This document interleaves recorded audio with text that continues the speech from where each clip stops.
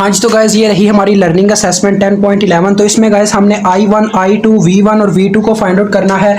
तो गाइज ये सिंपल सा सर्किट है, इसमें हमारे पास एक कंडीशन लगने वाली है, वो कंडीशन आपने समझ लेनी है। ये देखें, ये I1 इस डॉट में एंटर कर रही है और I2 भी इस डॉट में जाके आगे एंटर कर रही है, यानी पोलैरिटी सेम है, दोनों वोल्टेजेस नेगेटिव में आएंगी। और एक चीज़ बताता चलूँ कि आगे हम क्या करते थे, इस साइड की ले लेते थे इम्पीडेंस और यहाँ पे लोड इम्पीडेंस फाइंड आउट कर लेते थे, लेकिन इस दफ़ा यहाँ पे वोल्टेज सोर्स आ गया, तो हमें ये वाली साइड को प्राइमरी कॉइल बनाना पड़ेगा, इसको सेकेंडरी कॉइल बनाना पड़ेगा। ठीक है, यानी सारा उलट पुलट हो जाएगा काम। ये बन जाएगा N1, ये हो जाएगा N2, ये हमारे पास I2 की वैल्यू I1 के बराबर हो जाएगी, V2 V1 के बराबर हो जाएगी, यानी फार्मूले उलट जाएंगे। मैं आपको बताता हूँ मेरा कहने का क्या मतलब है। हमारे पास जो स्मॉल n है वो बराबर होगा N2 डिवाइडेड बाय N1। तो यहाँ पे देखें N2 क्या है, 4 को 1 से तकसीम करें 4 ही आता है। तो उसके बाद मैं जो बयान करने जा रहा हूँ वो भी सुनिएगा। Z2 जो है ना वो हमारे पास बराबर होगा यहाँ पे ZL divided by N square. तो देखें ZL हमारे पास क्या है, ZL में हमारे पास ये चीज़ें आ जाएंगी 32, 16 और ये 32 जमा 16J जमा minus 24J divided by N square, यानी 4 का स्केयर जो कि 16 के बराबर होगा। Z2 हमें मिल जाएगी। इक्विवेलेंट सर्किट ड्रा करने के लिए मैं कर रहा हूँ 16, ये इस पे आपको डिवाइड करना पड़ेगा। 16 2 बार 32 होता है, तो ये 2 आ गया प्लस 1J आ गया, और ये कितना बनेगा, ये आएगा हमारे पास 24 को अगर 16 पे डिवाइड किया जाए जी, तो ये 1.5 आ रहा है, माइनस 1.5J ओहम। तो ये आ गई हमारे पास Z2। अब मैं इसका सर्किट ड्रा करूंगा गाइस। सर्किट ड्रा करने से पहले मुझे चाहिए इसकी वोल्टेज। तो मुझे वोल्टेज फाइंड आउट करने के लिए क्या फार्मूला अप्लाई करना पड़ेगा गाइस, मुझे फार्मूला अप्लाई करना पड़ेगा यहाँ पे VS2, यानी सोर्स जो दूसरा इस्तेमाल होने वाला है दूसरे सर्किट में, वो बराबर होगा हमारे पास V1 डिवाइडेड बाय N, और वो भी माइनस में, क्योंकि हमारी पोलैरिटी डिफरेंट है, माइनस में आएगा। ठीक है, तो माइनस V1 हमारे पास 100 है, minus 100 into phasor angle 0 degree divided by 4 1 jar 425 jar. तो ये आ गई हमारे पास VS2। अब मैं इसका सर्किट ड्रा करने लगा, चेक कीजिएगा, यहाँ पे VS2 कनेक्ट हो जाएगी minus 25 into phasor angle 0 degree volt. आगे हमारे पास लाइन की इम्पीडेंस आएगी, पहले 2 ओहम, उसके बाद हमारे पास आएगा 1J ओहम, उसके बाद गाइस हमारे पास क्या आएगा माइनस 1.5J ओहम, और नेक्स्ट अब हम ये वाली प्राइमरी कॉइल साइड की कनेक्ट करेंगे, 3 ओहम आ गया, उसके बाद हमारा J2 आ गया, और आगे हमारा सर्किट आ गया वो, यानी वोल्टेज सोर्स आ गया 20 into phasor angle minus 20 degree volt.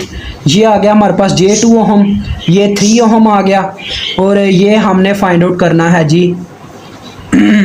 यहाँ से हमें I2 मिल जाएगी। ठीक है गाइस, और एक बात आपको बताता चलो, ये देखें V2 किन के क्रॉस थी, इन दो वैल्यूज़ के क्रॉस, यानी यहाँ से लेके यहाँ तक हमारी V2 एग्जिस्ट करती है।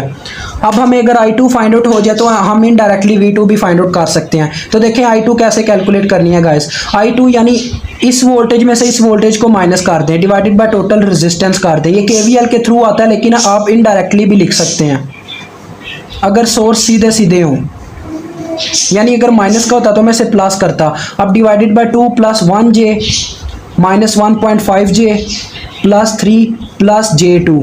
अब इसको आप कैलकुलेटर पे फाइंड आउट कर लें, आपको आंसर मिलता है I2 का। तो लिहाजा गाइज मेरे पास करंट का आंसर आ गया है, ये आया है 8.5 इंटू फेजर एंगल 154.4 एम्पेयर। अब गाइज एक चीज़ सुन लीजिएगा, ये आगे भी जो क्वेश्चन हमारे पास आने वाला है ना उसमें थोड़ा सा डिफरेंस है, तो यहाँ तक वो क्वेश्चन सेम है, तो इस वीडियो को मैं वहाँ पे भी इस्तेमाल करूँगा। ये भाइयों के लिए मैं कह रहा हूँ जो भाई यानी कि समझने आए थे इस क्वेश्चन को, तो नेक्स्ट क्वेश्चन में भी यहाँ तक वो सेम होगा। चले मैं उसे बाद में एक्सप्लेन कर दूंगा। तो आगे हम बात करते हैं गाइस।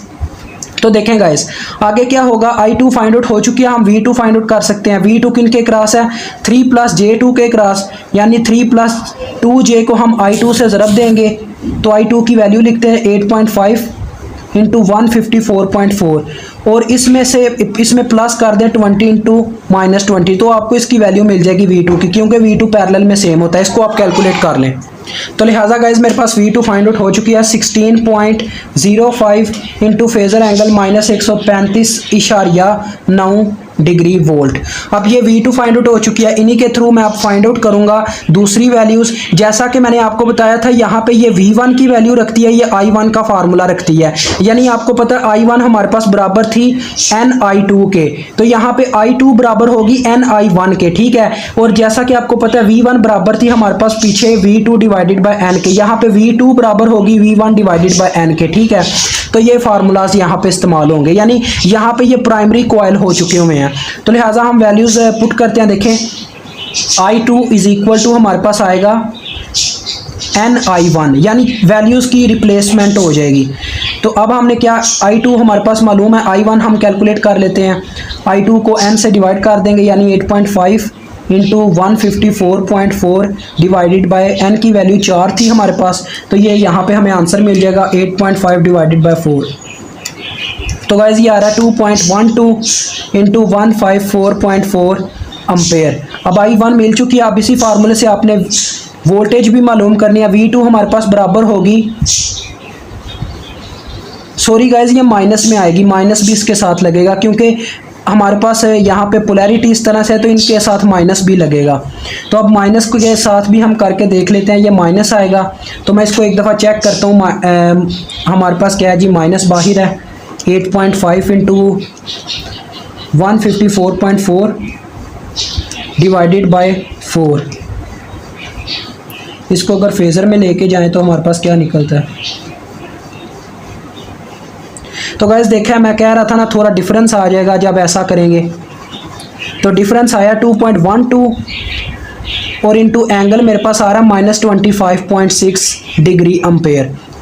तो ये आपने कैसे लिखना है, आपने माइनस बाहर लिख के ना इसे ब्रैकेट में लिखना है, आपको फिर वो मिलेगा। अब V2 का मैंने आपको बोला था, V2 यहाँ पे V1 की फार्मूला रखती है, यानी जैसे कि आपको पता V1 बराबर होता है -V2 डिवाइडेड बाय N के। यहाँ पे V2 बराबर होगा -V1 डिवाइडेड बाय N के। तो लिहाजा V1 किसके बराबर हुआ, -NV2 के। वैल्यूज पुट करें, V1 की वैल्यू आप निकाल सकते हैं, -4 इंटू V2 की वैल्यू जो कि 16.05 इंटू -135.9 डिग्री। या ब्रैकेट्स की फॉर्म में लिखेंगे, आपको सही करेक्ट आंसर देगा, नहीं तो गलत हो जाएगा।